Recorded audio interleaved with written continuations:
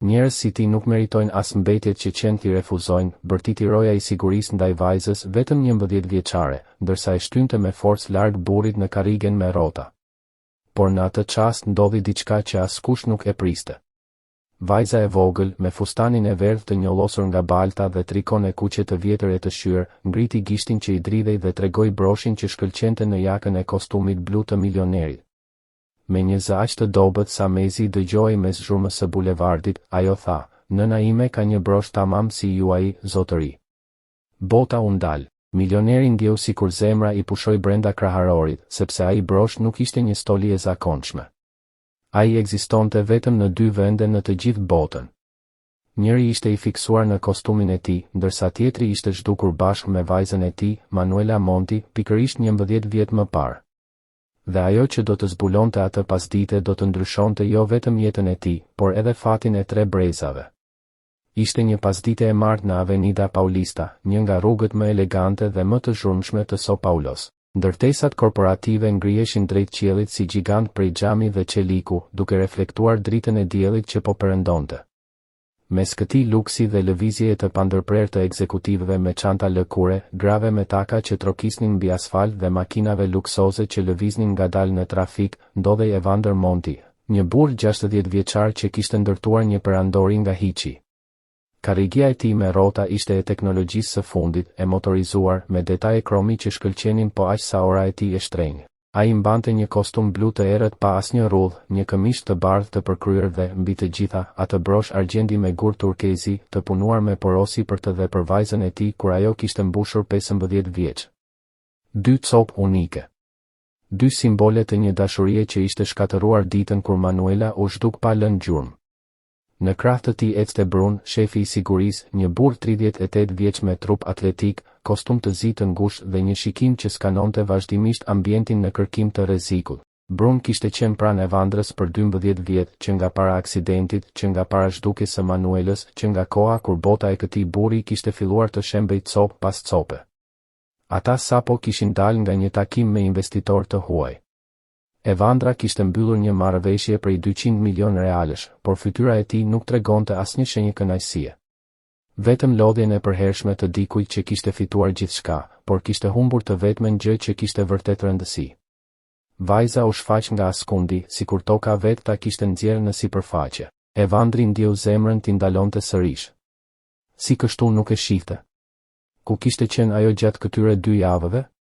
Vajza ngriti supet me atë lloj dorëzimi të frikshëm që vetëm fëmijët që kanë vuajtur tepër janë në gjendje ta shfaqin. Në rrugë fle ku të mundem, tha ajo me zë të ulët. Ndonjëherë në metro, ndonjëherë në parqe. Nëna ime është e sëmur, nuk arrin të punoj siç duhet, dhe unë erdha në qendër për të parë nëse mund të siguroja pak para për ta ndihmuar. Ajo nuk e di që jam këtu. Do të zemërohet shumë kur ta marrë vesh. Por nuk kishim asgjë për të ngrënë. Evandri, njeriu që kishte ndërtuar një perandori imobiliare me prona në 3 vende, që po atë pasdite kishte mbyllur një marrëveshje prej 200 milion realesh, sapo kishte zbuluar se vajza e tij jetonte në varfëri ekstreme në Cidade Tiradentes, dhe se mbesa e tij kishte 2 javë që flinte në rrugët e São Paulos. Faji, dhimbja, zemërimi ndaj vetes e goditën me një forcë aq të madhe, sa për një çast nuk arriti të merrte frym. Bruni vazhdonte të mos kuptonte asgjë, duke parë herë shefin e tij, herë vajzën, duke u përpjekur të përpunonte atë që po dëgjonte. Si quhesh? Pyeti Evandri, duke zgjatur dorën që i dridhej drejt saj. Ajo e mori me hezitim. Dora e saj e vogël ishte aq e hollë, aq e brisht, sa dukej sikur do të thyej vetëm nga prekja. Quhem Leandra, u përgjigj ajo. Leandra Monti Hernandez. Evandri mbylli sytë dhe lotët filluan ta taçha t'i rridhnin faqeve pa mundur t'i ndalonte. Të qante në publik, në mes të Avenida Paulista, i rrethuar nga ekzekutiv dhe biznesmen që e njihnin dhe e respektonin, normalisht do t'i kishte shkaktuar turp. Por në atë çast nuk i interesonte më asgjë. Ai kishte një mbes që kishte 2 javë në rrugë, ndërsa ai jetonte në vilën e tij luksoze në Morumbi, i rrethuar nga rehati dhe pasuri. Anuloj të gjitha takimet e mia për pjesën tjetër të javës, tha Evandri me zë të vendosur, megjithse lotët vazhdonin t'i rridhnin. Shkojmë në Cidade Tiradentes tani. Bruni pohoi me kokë pa bërë pyetje. E njëjtë atë shikim në sytë e shefit të tij, atë vendosmëri që shfaqej vetëm kur kishte marrë një vendim të pakthyeshëm. Leandra ju drejtua Evandri vajzës duke ia shtrënguar dorën pak më fort. Mund të më çosh te nëna jote? Ajo pohoi, por frika i lexoi qartë në sy. Nuk do të zihesh me të, apo jo? Nëna ime është e mirë vetëm se jeta ka qenë shumë e vështirë për të. Evandri tundi kokën ndërsa lotët i binin pa pushim. Nuk do të zihem, zemra ime. Thjesht dua ta shoh. Duhet të di që është mirë. Shoferi solli furgonin e zi të blinduar me të cilin Evandri lëvizte nëpër qytet. Bruni e ndihmoi shefin të hipte duke vendosur karrigen me rrota në hapësirën e posaçme. Leandra e shikonte automjetin me sy të hapur nga habia. Nuk kishte parë kur një makinë kaq luksoze, kaq të madhe, kaq ndryshe nga taksitë e vjetra dhe mikrobuset e mbushur që njihte. Hip, princesh, tha Evandri me një buzëqeshje të thyrë nga lotët. Dhe ajo fjalë, princesh, e njëjta që i thoshte Manuelës kur ishte fëmijë, ja coptoi zemrën edhe një herë. Leandra hipi me kujdes, sikur të kishte frikë se mos ndotiste se diljen prej lëkure me rrobat e saj. U ul pranë Evandrit, e vogël dhe e brisht në atë hapësirë të madhe, dhe për herë të parë pas 2 javësh ndjeu diçka që i ngjante sigurisë. Udhëtimi nga Avenida Paulista deri në Cidade Tiradentes zakonisht zgjaste rreth 1 orë me trafik, por atë ditë dukej sikur po zgjaste një përjetësi. Evandri nuk mund t'i hiqte syt nga Leandra, duke studiuar çdo detaj të fytyrës së saj, duke kërkuar gjurmë të Manuelës në çdo gjest, në çdo shprehje, dhe ato ishin aty, të pamohueshme. Mënyra si rrullte hundën kur mendonte. Si kafshonte buzën e poshtme kur ishte nervoze. Edhe zakoni për të luajtur me një tufë flokësh, duke e mbështjell rreth gishtit. Gjithçka ishte Manuela. Gjatë udhëtimit, Evandri bëri pyetje me kujdes, pa dashur ta friksonte. A të ka treguar ndonjëherë nëna jote diçka për mua? Leandra tundi kokën. Ajo kur nuk flet për familjen e saj. Kur e pyes për gjyshërit e mi, bëhet shumë e trishtuar dhe e ndërron temën. Di vetëm që u largua nga shtëpia kur ishte e re dhe nuk mundi kur të kthehej. Fjalët konfirmuan atë që Evandri kishte frikëruar prej kohësh. Manuela ishte larguar me vetdije. Nuk ishte rrëmbyer, siç kishin menduar të gjithë. Ajo kishte zgjedhur të zhdukej. Të priste çdo lidhje. Të jetonte në varfëri, në vend që të kthehej. Kur mbërritën në Cidade Tiradentes, kontrasti me zonën nga kishin ardhur ishte aq brutal, sa dukej sikur kishin kaluar në një vend tjetër. Rrugët ishin plot gropa.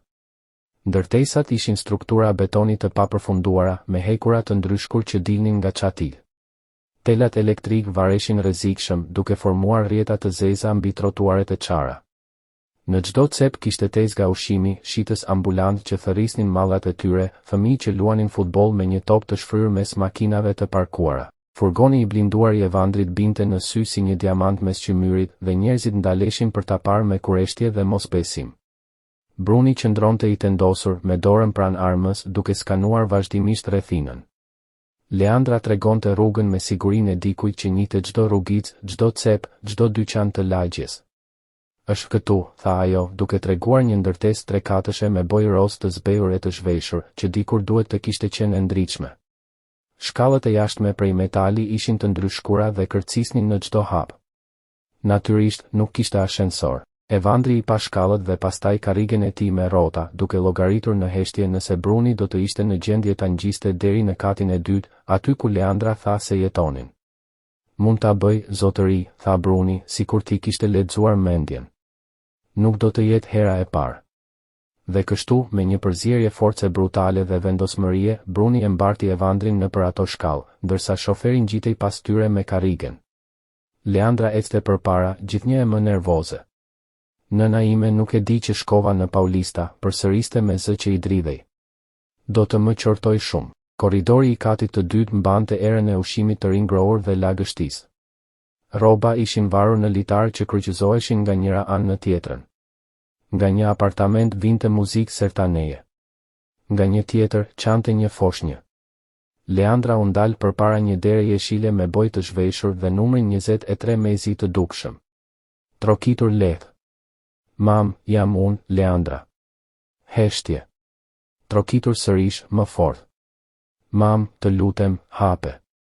Kam sjell dik. U dëgjuan hapa të ngadalshëm nga ana tjetër, zhurma e disa drynave që hapeshin dhe, më në fund, dera u hap vetëm disa centimetra. Leandra, o Zot, ku ke qenë? 2 javë të tëra të kam kërkuar kudo. Mendova se të kishte ndodhur diçka e tmerrshme.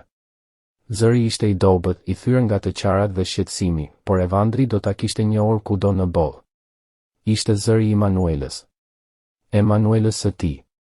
Dera u hap plotësisht dhe aty qëndronte ajo, Manuela Monti, vajza që ishte zhdukur në moshën 17 vjeçare dhe tani ishte 28. Ishte më e dobët se sa e mbante mend. Shumë e dobët. Me rrath të erët nën sy që flisnin për net pa gjumë dhe shqetësime të vazhdueshme. Flokët, dikur të gjatë dhe të shndritshëm, tani ishin të lidhur në një bisht të çrregullt, me fije të thinjura para kohe mes ngjyrës kafe. Bishte gjinse të zbehura dhe një bluzë të bardhë me njolla. Ishte zbathur dhe këmbët i tregonin kallo dhe shenja të dikujt që kishte punuar shumë, për shumë kohë. Por sytë e saj, ata sy që Evandri i kishte parë në ëndra për 11 vjet, ishin ende të njëjtë. Dhe në atë çast, kur ata sy u ndalën mbi të, kur Manuela e pa vërtet të ulur në karrigen me rrota, me brunin që e mbante bota u ndal. Ngjyra u zhduk nga fytyra e Manuelës, këmbët ju drodhen dhe u detyrua të mbahej pas kornizës së derës për të mos rënë. Jo. Pëshpëriti. Jo, kjo nuk mund të jetë e vërtetë. Lotët i mbushën syt menjëherë dhe ajo filloi të merrte frymë me vështirësi. Leandra, çfarë ke bërë? Pse e solle këtu? Vajza shpërtheu edhe ajo në lot, e frikësuar nga reagimi i nënës. Unë vetëm pash broshin e tij dhe mendova se ndoshta ai mund të na ndihmonte.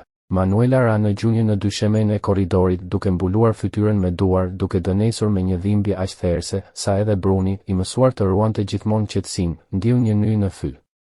Edhe Bruni, gjithmonë profesionist në çdo situatë, ndiu një ny t'i formohej në fy. Pamja përpara tij ishte më e rëndë se çdo skenë dhune që kishte parë ndonjëherë. Evandri i bëri një shenjë të lehtë me dorë dhe Bruni e kuptoi menjëherë pa pasur nevojë për fjalë. Me kujdes të madh, ai e afroi Evandrin drejt vendit ku Manuela ishte ulur në dysheme dhe e ndihmoi të ulej pranë saj. Ishte diçka krejtësisht e papërshtatshme për një burr të pozitës së tij, për një nga njerëzit më të fuqishëm ekonomikisht në qytet, por në atë çast ishte e vetmja gjë që kishte rëndësi. Manuela, tha Evandri me zë të thyer, duke zgjatur dorën që i dridhej drejt vajzës së tij. Vajza ime. Manuela ime. Por ajo u tërhoq menjëherë, duke u zvarritur mbrapa si një kafshë e plagosur që pret goditjen e radhës. Mos më quaj ashtu, tha ajo me zë të dridhur nga dhimbja dhe zemërimi. E humbe të drejtën të më quash kështu 11 vjet më parë. Lotët i rridhnin pa ndalim, duke lënë gjurmë të pastra mbi faqet e saj të pista. Ajo tunte kokën me dëshpërim. Ti nuk e kupton, baba. Nuk duhet të jesh këtu. Është e rrezikshme. Duhet të ikësh. Evandri mohoi me kokë, ndërsa sytë i ishin turbulluar nga lotët e tij. Nuk shkoj askund pa ty, tha ai me vendosmëri. Kam kaluar 11 vjet duke të kërkuar. 11 vjet pa e ditur nëse ishe gjallë apo e vdekur. 11 vjet duke u fajsuar për gjithçka. Manuela qeshi me hidhërim, një tingull i thatë, pa asnjë pikë gëzimi. Ti duke u fajsuar, tha ajo. Unë jam ajo që shkatërrova gjithçka.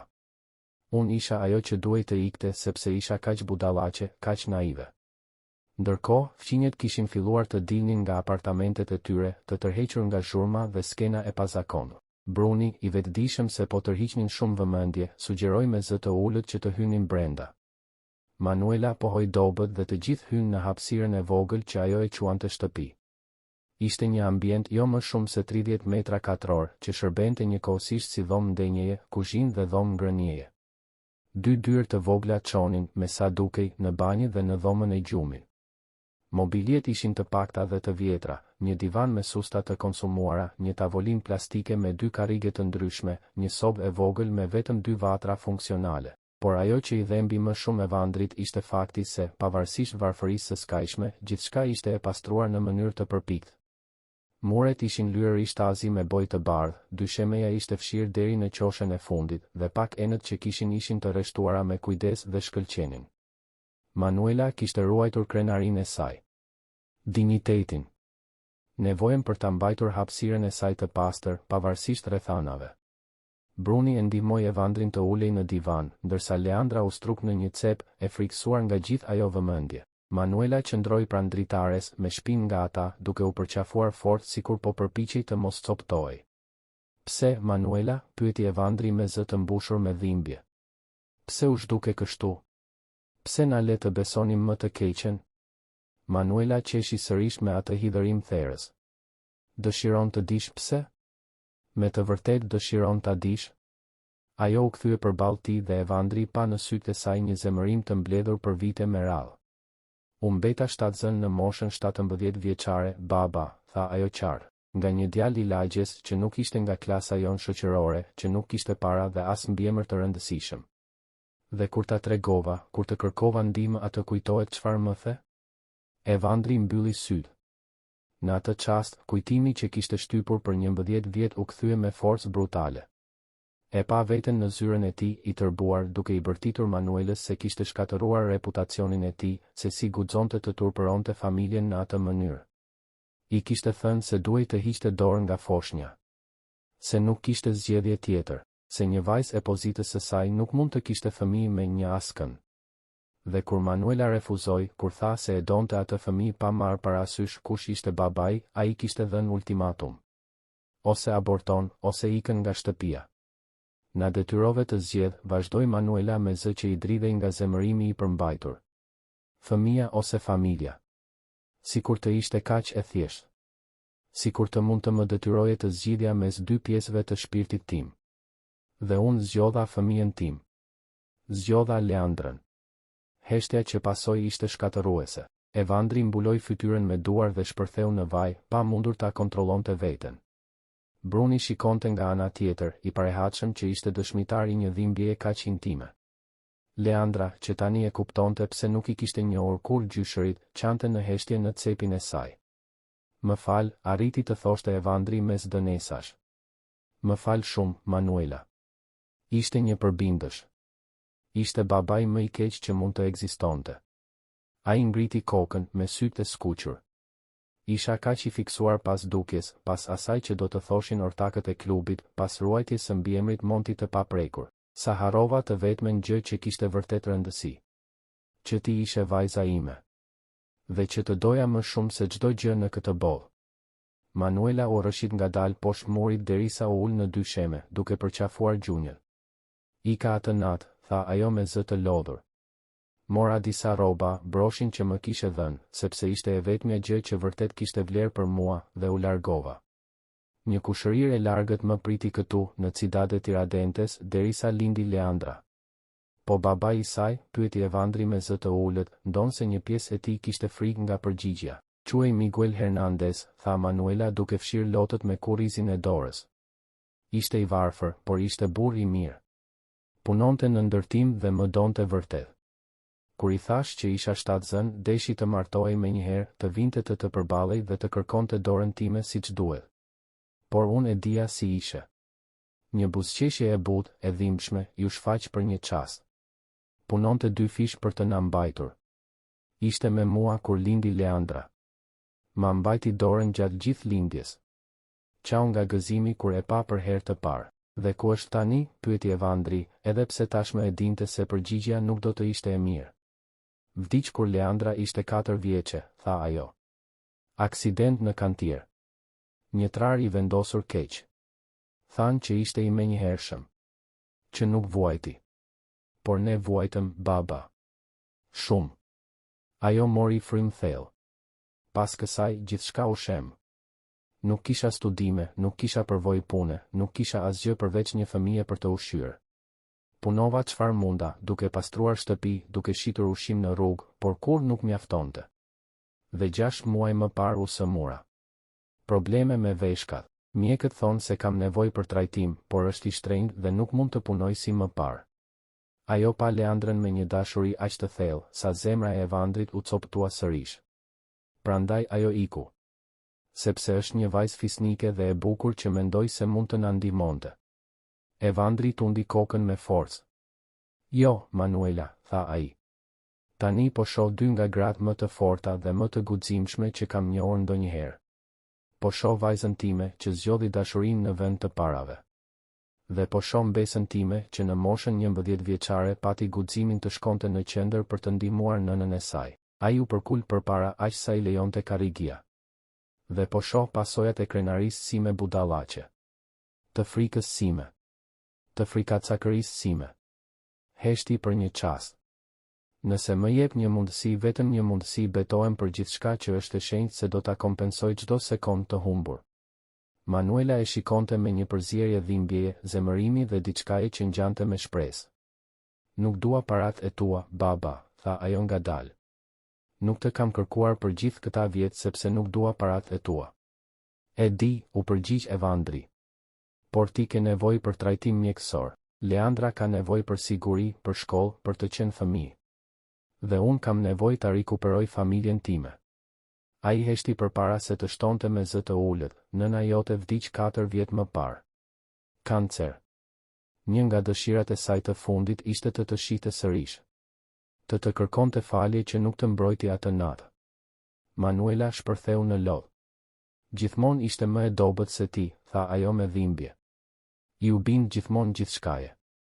Dhe kjo e vrau nga brenda. Evandri pshertiu rënd. Dhe unë përfundova në karrige me rrota 5 vjet më parë.